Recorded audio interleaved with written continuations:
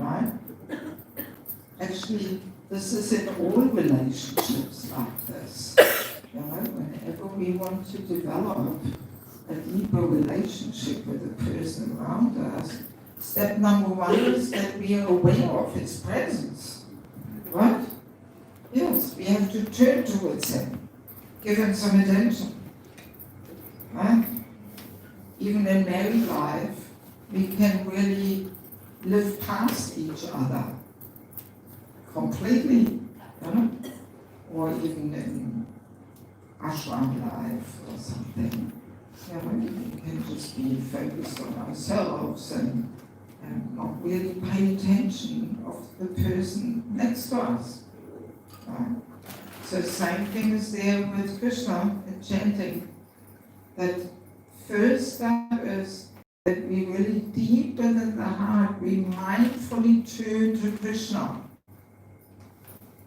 And we call out to him when we chant. We feelingly address him. Please, Krishna, I know you're there. Please accept me. Who do we think we are that Krishna so easily has to accept us? There has to be some longing there. Like Rupa Goswami tells us that this loyam, this longing for Krishna, is one of the most important aspects. You know, that's the only qualification we need to have to get pure bhakti, this longing. So, and we express this longing in our chanting. That we fill our chanting with longing for this relationship. Yes. Only then the chanting will do something for this relationship. Yes. Yes. So maybe we just, because we don't have that much time left, and also my voice is getting a bit tired, so we'll just condense it a little bit. So maybe we just right now do our chanting exercise. So even if you may not have brought your beads along, no problem. You can just chant without beads, you can count on your fingers, or you can just chant. We let you know when the time is up. So what we want to do is, or you have beads there or something, extra beads? Okay. Yeah, all right, if we have beads there. Who needs some beads? Who didn't bring their beads? Anybody? So let us do this exercise. We want to chant 2 rounds, everybody at their own speed. Because everybody's got their own speed. Right? So we want to chant 2 rounds, really trying deeply from within the heart, turning to Krishna, calling out to him feelingly, longing for the relationship. And as we said, it's helpful to close our eyes, then we will not be so distracted and look around. So let us do that. Just try to have some longing there. There has to be a bit of intensity there, right? That we put this into our chanting and we call out feelingly to Krishna, like that. Okay?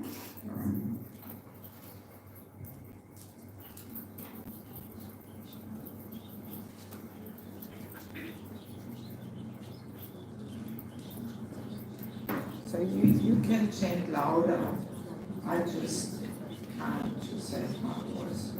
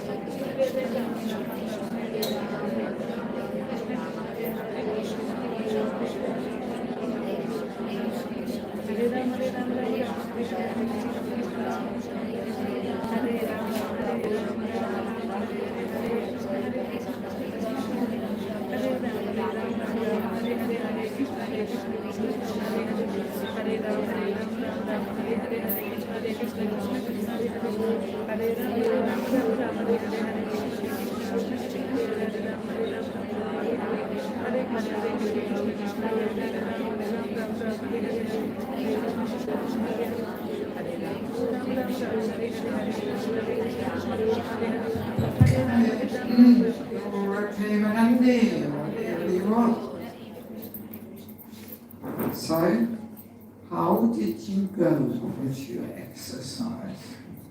Did you think it was easy? No. Good that you say no. Otherwise I would say, what are you doing in the material world then? If it's so easy. No, it's not easy at all, right? Yes, yes. Maybe we can do it for a few mantras, then mind is carried away again. And it's not so easy at all. See?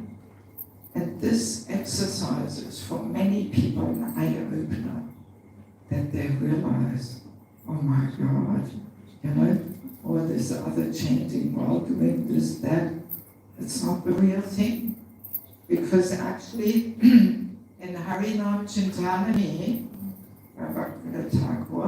it says that only if the Sambandha Gyan, this knowledge, who am I, who is Krishna, what is this whole material world all about, only if the Sambandha Gyan is deeply established in the heart, then it becomes very natural that we turn to Krishna, then we realize, I have this lost and forgotten relationship which I have ignored for so many lifetimes.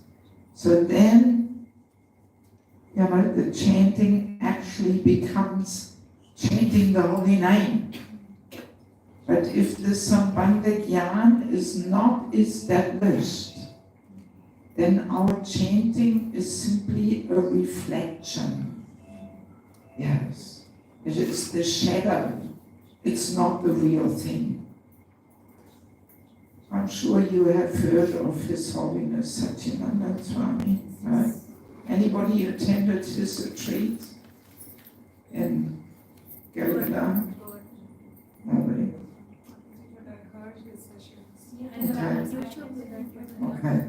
So he calls, actually my first holy name retreat I attended with Satyananda Swami after I had the first cancer experience. Then I realized, all my big achievements and how many people know me and all that has no significance when we get a little closer to death. And that's when I started turning to the holy name. Yes. So he calls this chanting where we don't mindfully turn to Krishna and feelingly call out to Him, longing for the relationship. He calls that empty medicine capsule. Yes, empty capsule, not tablet, capsule. So, medicine capsule you can open, and usually there should be some medicine inside, but empty capsule, okay, no effect. From outside, it looks like the real thing, but empty, no effect. On the absolute platform of developing our relationship with Krishna, no effect. It may have some other pious benefits of impersonal liberation. I don't hope that anybody of us wants that. And, the reactions to sinful activities being eliminated, okay. But we want bhakti. And on that level, if we don't mindfully turn to Krishna, feeling the appeal to Him, it's not doing anything. Yes. So this is for many a real eye-opener. That people realize, oh my God, I've just been taking empty capsules all this time. If it is even here difficult in our little Bhajan Kutir here on our holy name day, even here it is not easy. What to speak of going shopping and shoveling things around in the home and guaranteed empty capsule, guaranteed. Yes. And I have to admit myself, probably the first 20 years of my devotional life, I took empty capsules. I never even heard anything about this. Yes. In the early days, nobody was talking about any deeper quality of feeling and chanting. Even in kirtan, the kirtans in the early days were and people were doing somersaults and all kinds of gymnastics, and that was the kirtan. It took quite some time, for a whole international society to actually mature and get on deeper levels of understanding. Yes, so for the first 20 years of my life, definitely empty capsules, definitely, because I never heard anything about it, never. And I was doing all these things, maximizing time, thinking, okay, today I have to travel on the bus, that will be my chanting time, But how can you feelingly call out to Krishna when you sit on the bus or the train and people are looking at you, what's she doing? No. Yes. See, that's why I like to conduct these holy name retreats, hoping that maybe I can save you time, and not make you waste years with empty capsule. And some years ago, we had a Holy Name retreat outside Bangalore. We were renting a whole convention center there and having it over 2 days.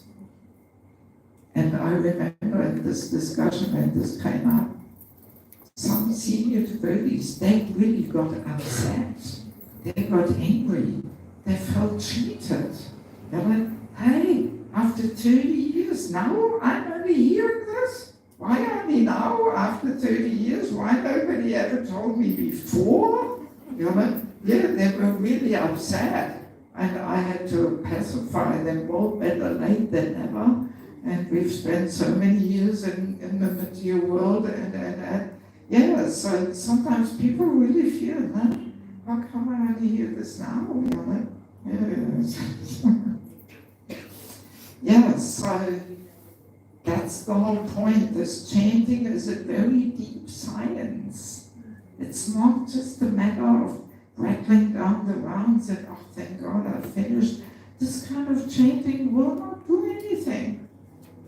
Empty capsule. Yes. And especially, at the moment of death, we are tested. Which relationship is the most important one for us? Is it my relationship with Krishna? Or is it some other relationships? And as soon as some other relationship is more important, well, we have to come back and finish this more important business.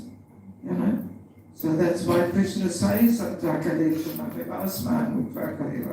so if you remember me alone, Krishna says, me alone, not me and your husband, wife, child, grandchild, dog. Now people have dogs in India too. I see them going for walks with a dog. So now, if it's Krishna plus anybody else, well, we have to come back. Yes, it's Krishna alone. And that takes some time to prepare. We can't think, oh, now I'm young, let me enjoy life, and then later on. No. First of all, we never know when the time comes, and we have to prepare. And how to prepare?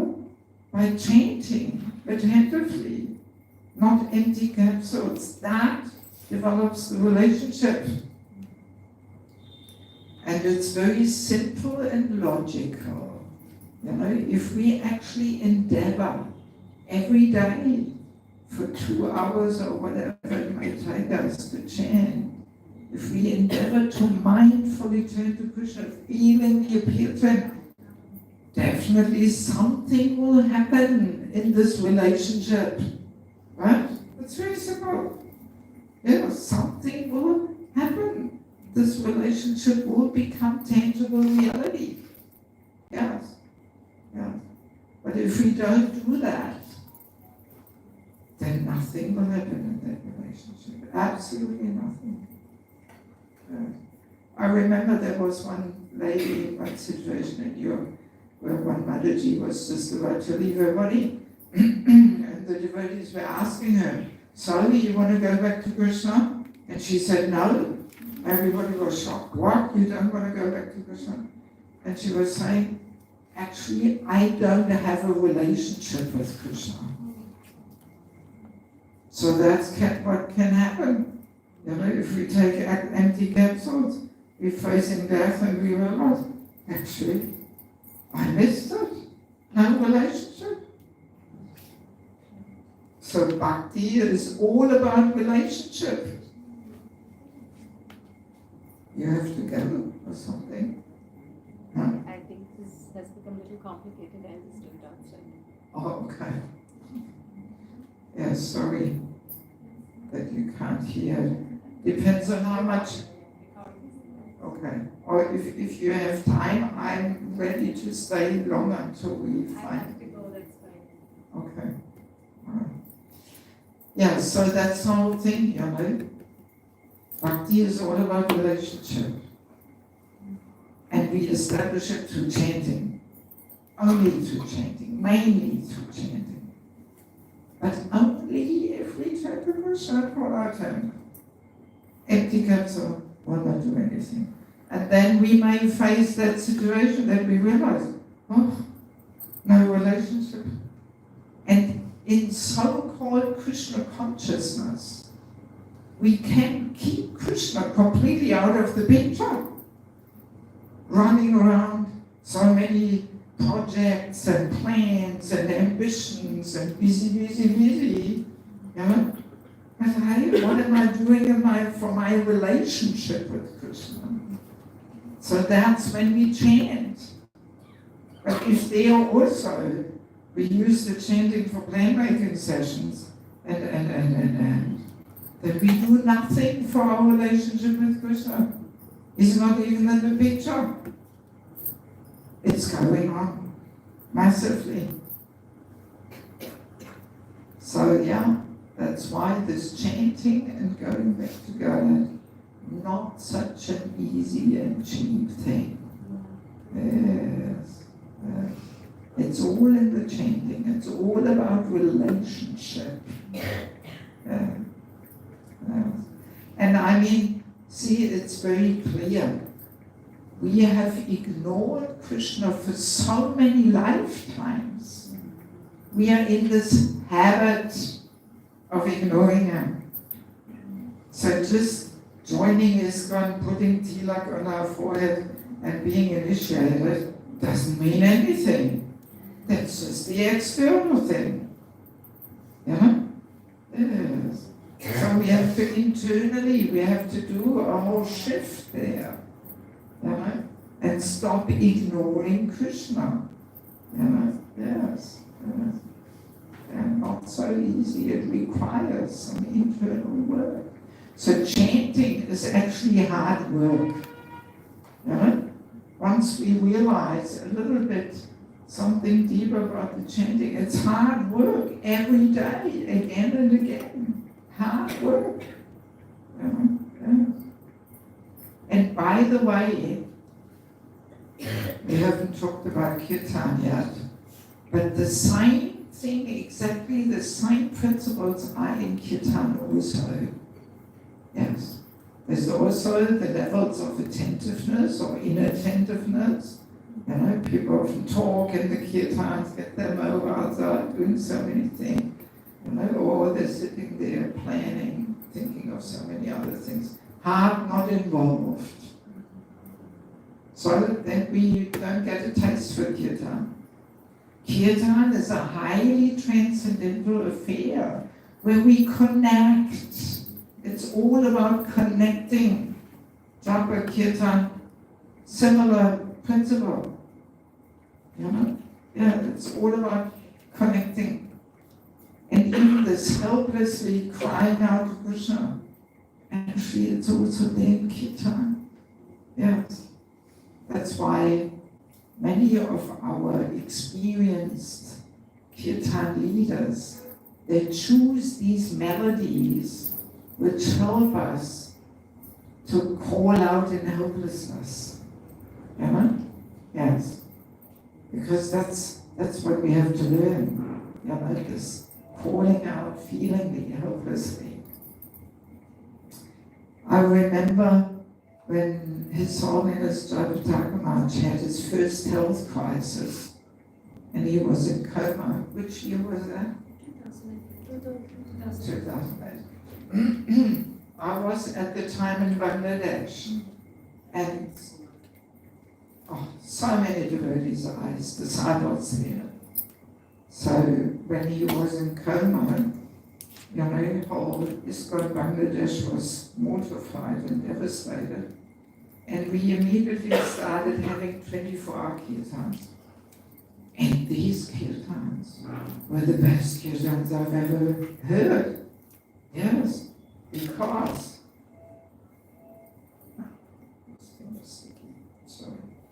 because there was so much helplessness there. People were calling out, kirtan leaders were crying while they were singing. Because when your guru is in such a situation, you don't feel like showing off anymore in kirtan. And as we said, that's helps us to create this helplessness, you know. So those kirtans were really so powerful. And that made me realize, wow, this is actually what kirtan should be like. This helplessly calling out, you know. And then it was interesting for me to observe that as Maharaj's health was getting stable, people were relaxing. Oh, looks like he's going to be with us for a little longer. And that hopelessness was fading away. And the showing off mood came in again, you know. Yes, and the whole quality of kirtan changed again, you know. Yes. Yeah, so in kirtan, same thing. What makes a kirtan, a good kirtan, is when the kirtan leader connects. Kirtan is not just some jolly music or some musical performance, some expertise. No, it's a whole transcendental affair of connecting. Yes. Otherwise, empty capsule. It may be nice music, or such nice voice. Empty capsule. No effect. Yes. So, of course, we want to make kirtan also attractive and melodious. But Bhaktisiddhanta Saraswati Thakur, he was sometimes singing purposefully off tune. Just to make this point, kirtan is not a musical performance. Yeah. That's not the main thing. Actually, we can almost say, you know, as we discussed the four opulences of high parentage, good wealth, high education, bodily beauty, there can be disqualifications. So I like to add a fifth opulence. You know what that is? What's the opulence? Talent, skills, Being a good musician can very easily be an obstacle, because again, as soon as we have some little talent, we get so proud. Look at me, I'm so expert. Yes. I've experienced this many times in holy name retreats. Because in 3-day holy name retreats, we have evening kirtans where we apply what we discussed during the day. And sometimes I've been to holy name retreats where I think, oh my God, we don't have anybody with a little more experience and expert in leading kirtans. But then often these kirtans chanted by people who are not expert, they're so much more pure. Because people are in a humble mood. Oh my God, I have to sing now. Oh my God, me singing. Okay, let me just somehow try and serve here and connect. Right? And even though from a material point of view it may not be so expert, but the purity is there. Yes. Yes, that helplessness, even more so, because people feel more helpless when they're not expert. Yes. And that these kirtans can be so much more uplifting and so charging, you know. Yes, so it's all about connecting. All about connecting. So now my question to you, what's more important, japa or kirtan?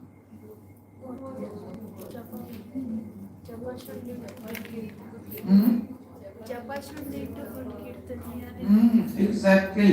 Japa should lead to good kirtan. That's exactly what it is. Because in japa, no private talking, please. In japa, we build this individual connection. So japa sets the foundation to kirtan. In japa, this is more individual hard work. For most people, japa is more austere, right?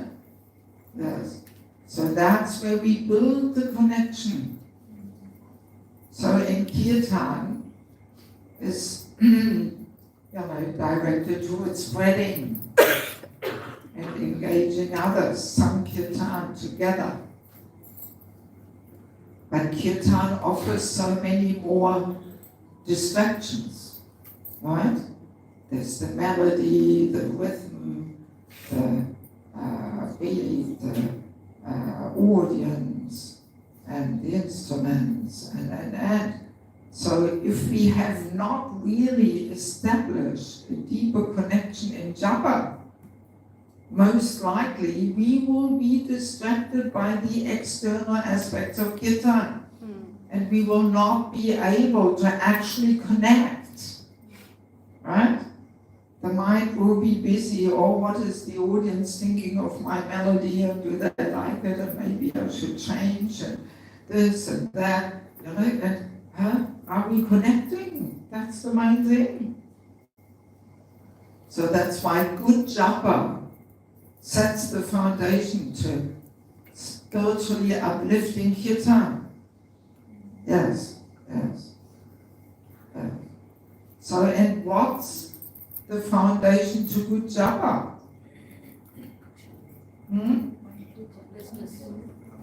What? No, in connection with our sadhana. So japa sets the foundation to kirtan, and what sets the foundation to japa? Exactly. Prabhupada's books, Bhagavatam, reading, hearing, because as we said, that builds the Sambandha Gyan. Sambandha Gyan has to be deeply established. And then it becomes so much more natural to turn to Krishna.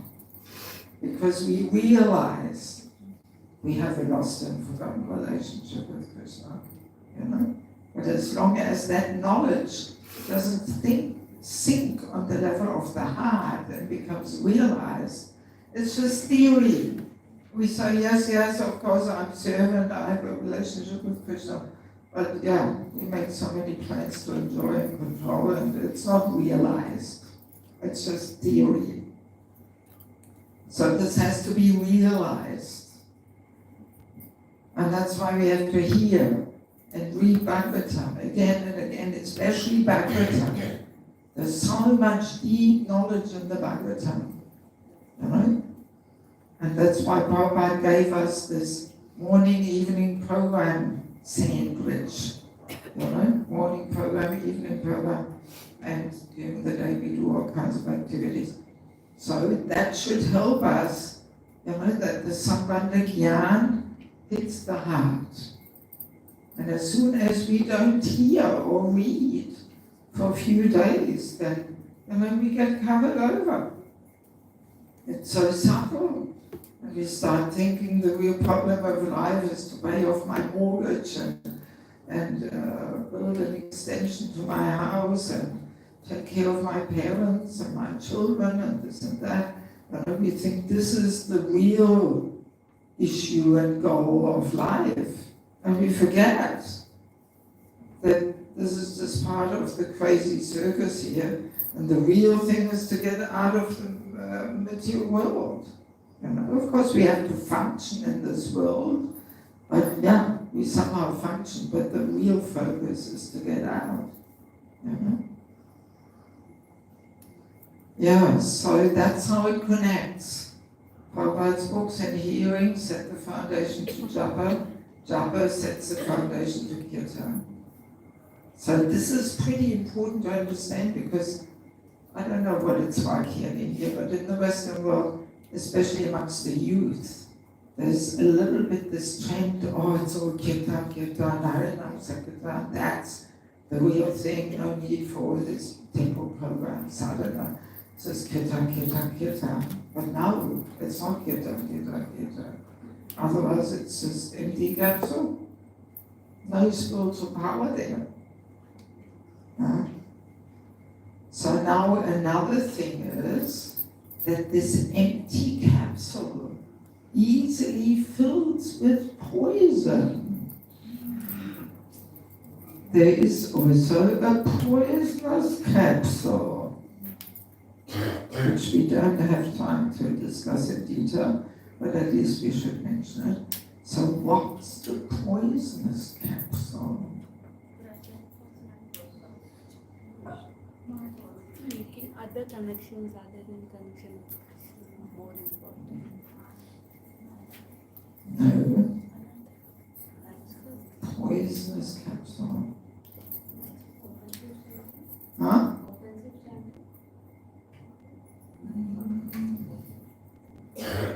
Yes, but not concrete enough. Faith. Huh? Faith in the holy name. Faith? That's poison? If we don't have Oh, faith, okay. No, very concrete. We use the holy name to do what?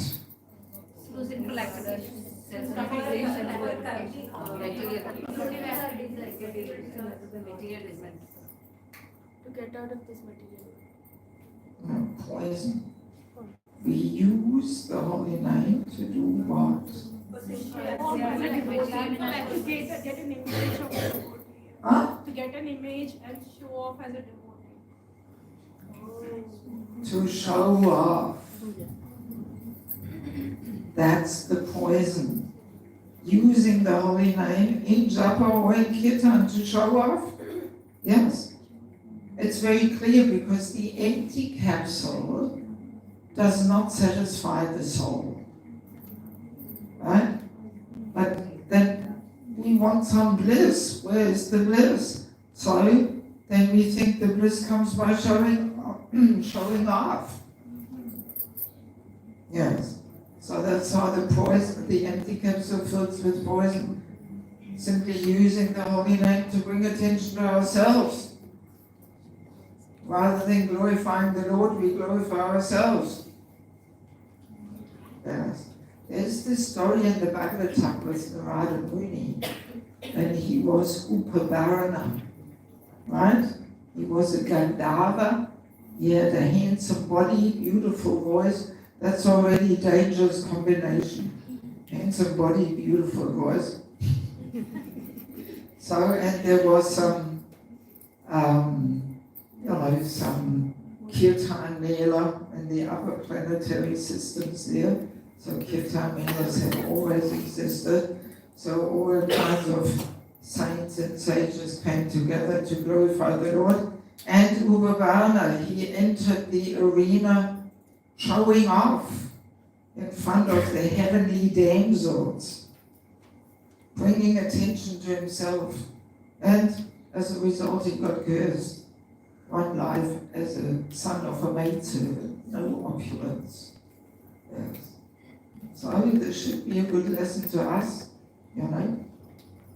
Entering kirtan, we have to be in a mood of serving the holy name, not showing off. Yes. Yes, or we can show off in so many ways. You know, not only by singing instruments. It's a very subtle thing. If a madanga player wants to be noticed, that consciousness comes out of his fingertips, and then his playing is always this touch too loud because he wants to bring attention to himself, how great he plays. You know? And if you're a little perceptive, you can feel this. It actually contaminates the whole kirtan. Yes. This mood of wanting to show off. Even in dancing, I mean, here in India, the women don't dance so well, but in the West, my God, you know, what is showing off and this and that. Yeah, it's again any kind of showing off. It's just contaminating the whole kirtan experience. Even clapping. You know, there's always somebody who claps so loud that, I can clap so loud, everybody can hear my clapping. Very irritating. You know, if you're a little perceptive, disturbs, you know.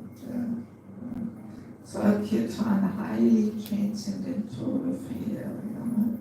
No showing off. That's all the poisonous capsule, according to his holiness and Chinaism.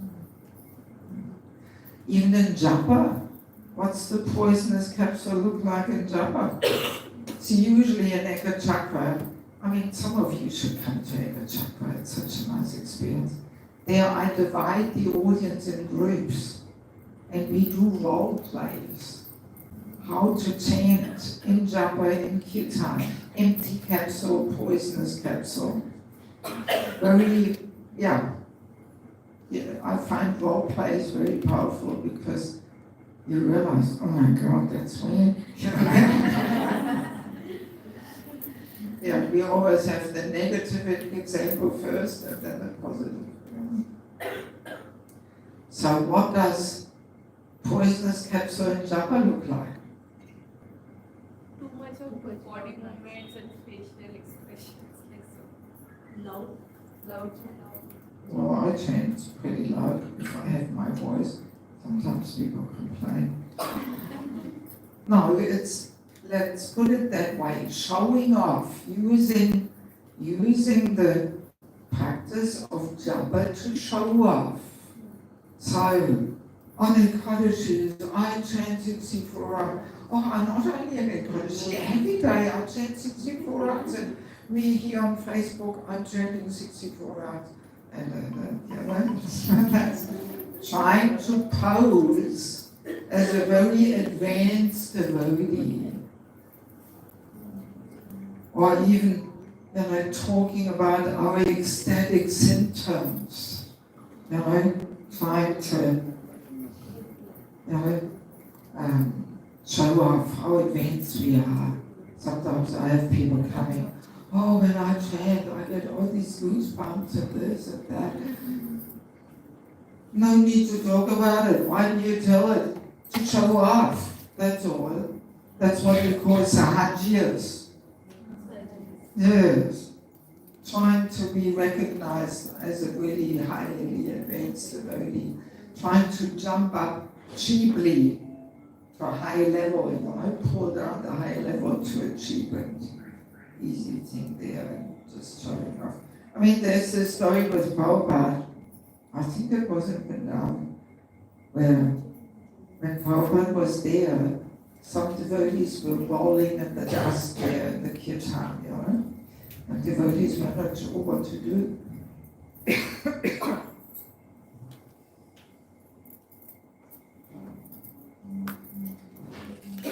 And they were reporting to Prabhupada.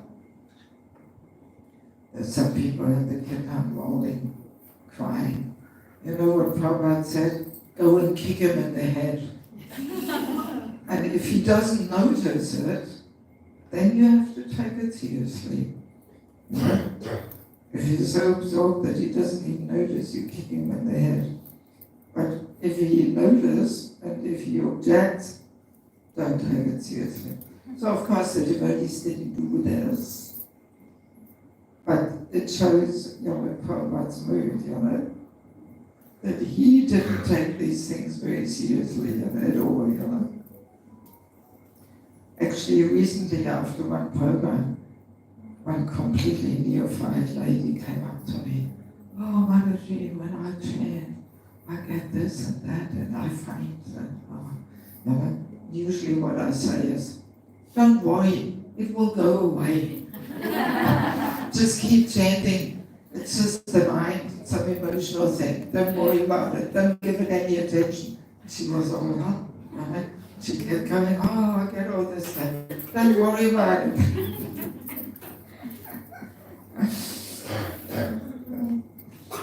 Yes. Let me see what else we can talk about. I want to make one more exercise with you. Let me see if you have any questions. Are there any questions about what we discussed now? This, chanting with feeling and the longing you described, even though you're trying, it seems artificial. So how do you get the natural? Okay, so crying, longing seems artificial. Well, first of all, let's be clear, this crying is not some external crying, but deep in the heart, because I've had holy language friends where people then, I could sit there and cry. Again, this whole thing of trying to make a show, look at me, I'm actually crying, I'm so advanced. Well, so no, it's deep in the heart. And, well, we can say, if we, often people say, if we can't cry, what to do?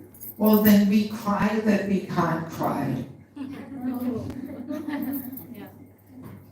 And I mean, even Mahaprabhu laments, I have no attraction for chanting the holy name. You know, of course, he has attraction, but he is teaching us. So that lamentation can be there.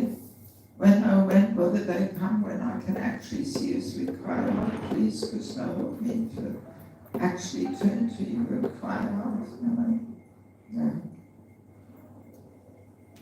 I mean, yes. Maybe we do one more exercise, just for one round, where we, yes, I kind of don't have the time to explain it all, but let us, in a nutshell, understand, where do we get this mood of chanting from? We actually get it from a person who has it in his heart, meaning Guru, Sadhu, you know? Yes, actually.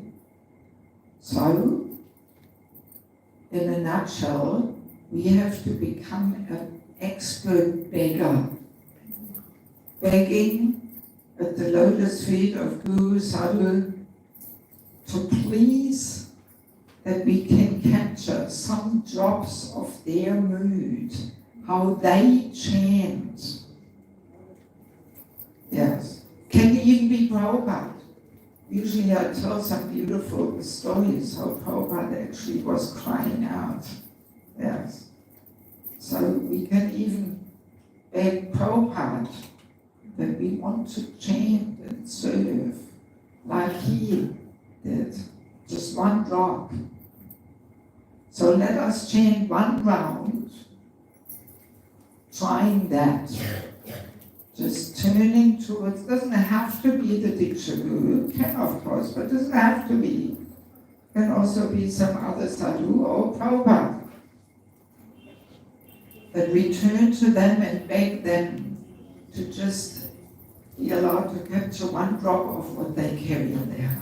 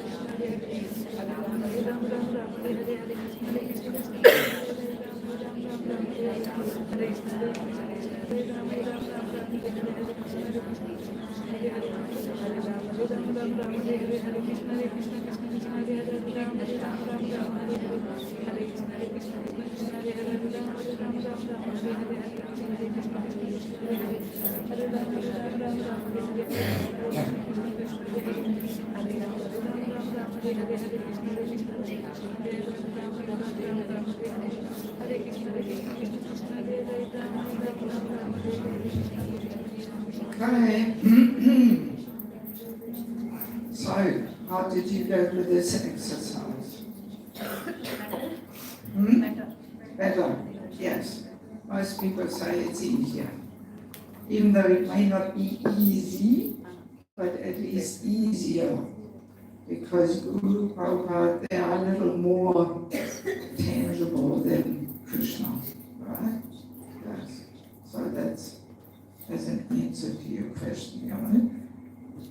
So if we feel we can't cry to Krishna, then at least we can turn to Guru or Sadhu and cry there. Or we cry that we can't cry. Yes. I do want to ask you to do another little exercise, private one. I would like you to write a letter to Sri Harinam Prabhu, to Krishna in form of the holy name, right now. Either get a pen and paper out, or you write messages on the phone, so send them a WhatsApp. So people may be a little, hang on. I first want to explain the exercise a bit more. You might think, letter to Hari Sri Harinam Prabhu, how is this?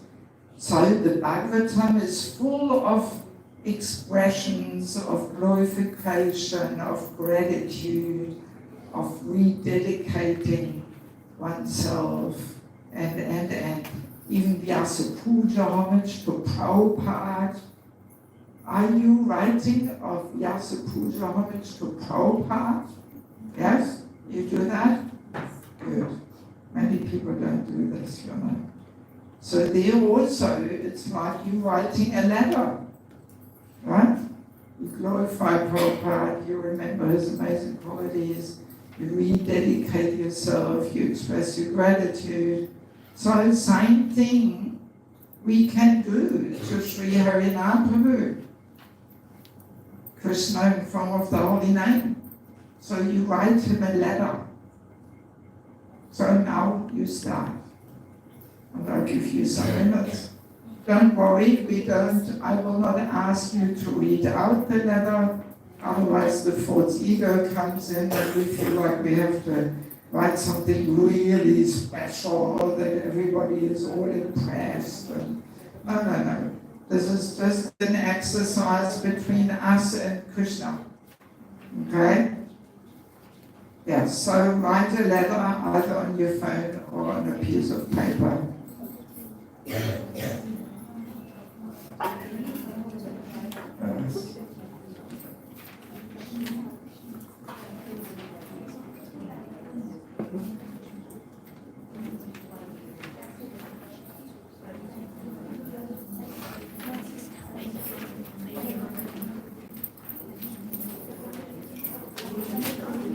Hey, no talking.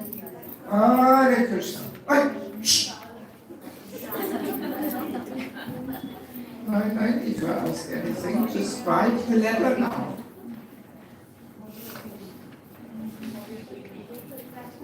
No talking. There's all this blabbering going on. What's there to talk? Just write your letter in deep meditation.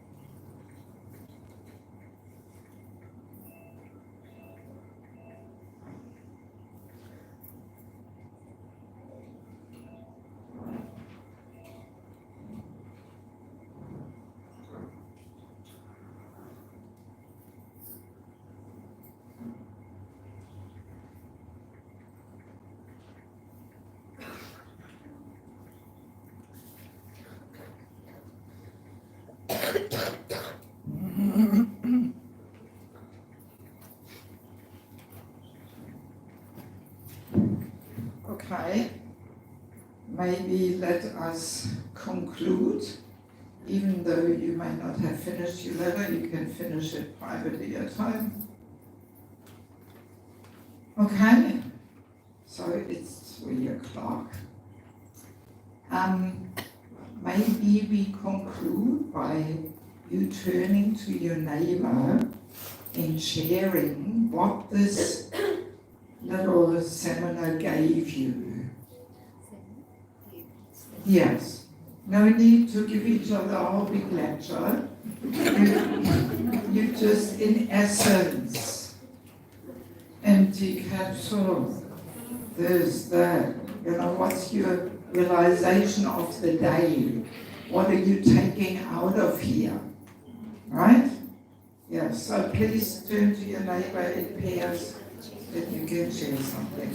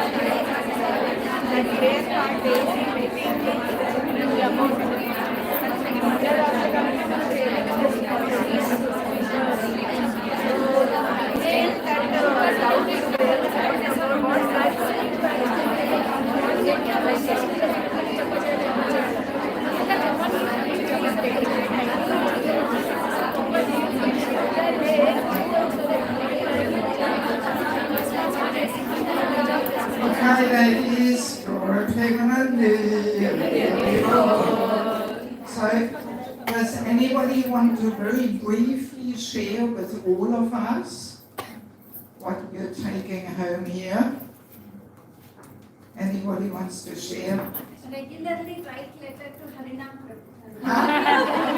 Regularly write letter to Harinam Prabhu. You like that? Yes.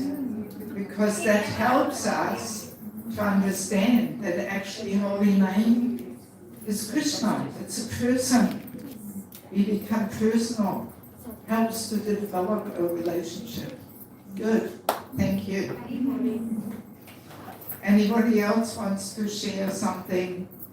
Get a little proper time, regular time for at least 4 rounds, 6 rounds, attentively chanting. You just focus on that. Okay. Good. What else? Yes? I learned not to switch on Mayapur TV in the morning.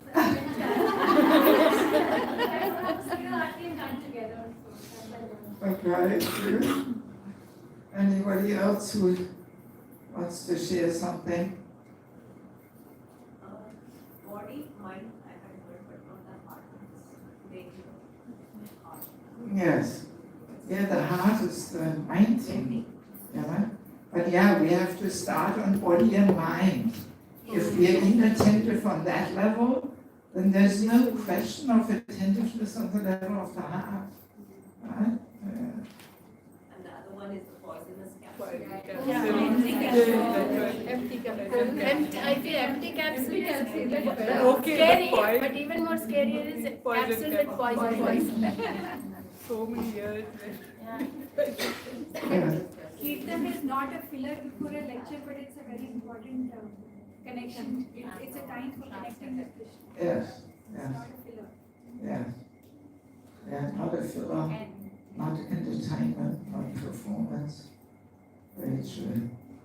And we can appeal to Guru Maharaj, Srila Prabhupada. Yes. Give us Yes. longing for Yes. Krishna. Actually, we can say, in the initiation, when the Guru chants on our beads and gives them to us, it's kind of symbolically showing that we capture the mood of chanting from him.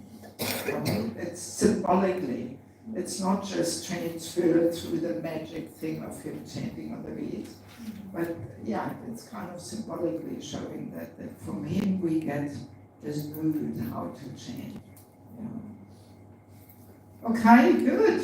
Attentive hearing, Mataji, because that is a basis for japa. Yes. Sometimes we often, what we do is we hear lectures, but club with so many things, doing some other work like that at home. Maybe we have to have a fixed set of time for hearing, Yes. not clubbing with any other things. I mean, especially during pandemic when this whole Zoom thing came in, people are so inattentive. They often don't even switch on their video. Whenever people don't switch on their video, I know they're not listening. And I once was visiting one temple in Europe, and I stayed with the temple president's family, and he had Zoom programs. So, and he was just saying, "Oh, I have to quickly log in so everybody thinks I'm there." And then we had the whole discussion. "Oh, it's finished. I probably have to go and tell them." And he was in there. Let's not cheat ourselves. By thinking, "Oh, we can have it more comfortably in the home and over Zoom." No, actually going to the temple as far as possible cannot replace the internet. Anyway, so what? Just wanted to add one more. It really made me realize how I've been neglectful while chanting when Sakshat, Krishna was there, and I was so neglectful. Like any spouse, they would feel so bad if the other spouse does not give you attention if you are on a personal date with the person. So it's like my personal time with Krishna, but I could not give him that kind of importance that I should have given. That really made me so guilty. Yes. Yeah, I mean, this exercise really has the power to transform our japa from this routine, mechanical routine chanting to my time with Krishna. You know? Yes.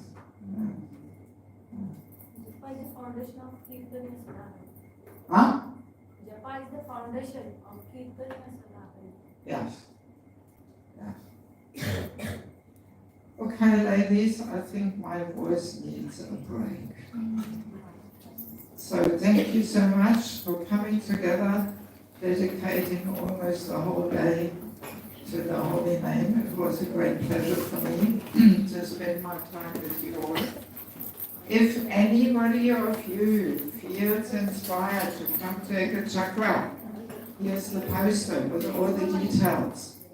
You can take a photo of the poster. There's my website on it where you see all the details. Hey, Haribo! Just 2 minutes of your attention. What's this whole promotion here now? You know, I have 2 websites, the holynameretreat.net for the Holy Name Retreat, and then the spiritual culture, the root of spiritual culture.net. There's another poster here with the course schedule in Mayapur. I doubt it that anybody of you can come for this, just in case. So you can take some photo of these 2 posters and check it out.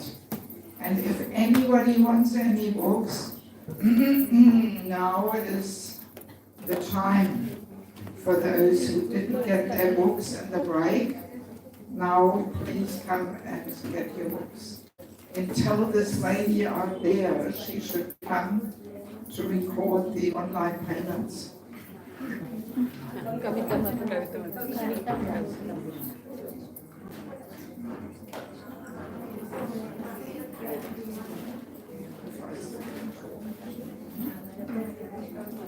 Is there anybody who wants some books? Yes, ma'am.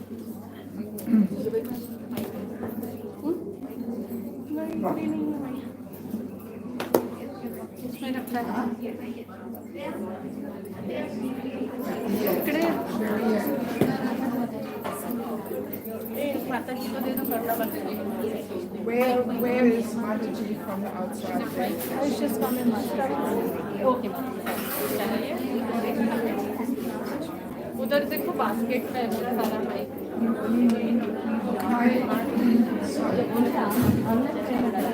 No, no, both cash and Mataji ke paas. Saturday.